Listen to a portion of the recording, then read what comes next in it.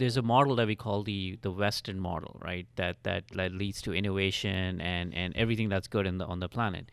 And being that you're from China as well, and this is the past 20 years phenomena.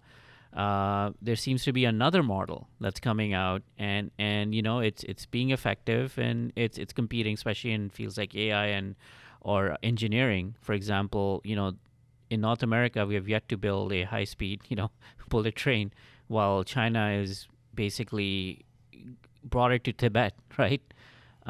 What's happening, and what do you see is going on? Well, I think that's not just technology. Okay. I think Cultural? I think culture, Okay. right? Okay. And I think the government systems are very different. In extraordinarily democratic world, we have legacies, Yeah. right? And people have rights to hang on to their legacies, whether it's a Right. house, whether it is natural resources, whether it is road that we like to use. So once you have that established, changes actually in some way become more difficult, right? So, That's a good way of putting it. I think if you think of the Western world, because we have well-established, route transportation process, some level of automation. So look at the California DMV system reimplementation, right? I think it's not only systems. I think it's been very difficult because we have a lot of legacy that we have to replace. When you have little legacy, Right. it's easy to implement. Also, when you have a government that have tremendous controls, right, over what they can do magical things, right? They say, "Oh, you have to move, Right. because I'm going to build a highway on top of you, or your Right. house." They move.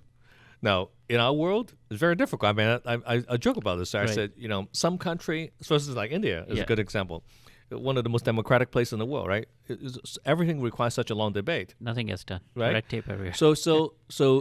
Because everyone has a say. Yeah. So you have the opposite, that people have little say, but then you have very fast progression, right? Which is why it's it's not surprising to see when it comes to some area like AI, because AI have high dependency on data, right? Right. And China really has done such a good job in hoarding the data, right? And being able to make that kind of leap and bound progression. And I would argue that China is probably at this point in time is ahead of the U.S. in artificial intelligence research. Yeah. Ahead of the U.S. Yeah. And Yeah. is that a good thing? Is that a danger for the U.S.? How do you see that?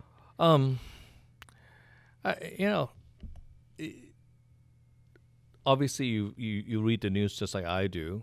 Some people believe it's dangerous, Yeah. right? And we live in a world where truth is very difficult to seek anymore, right? Because we have fake news, we have fake pictures, Right. we have fake videos, Yeah.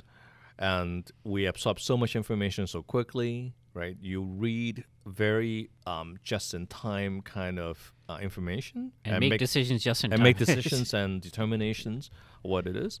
So it's all dangerous.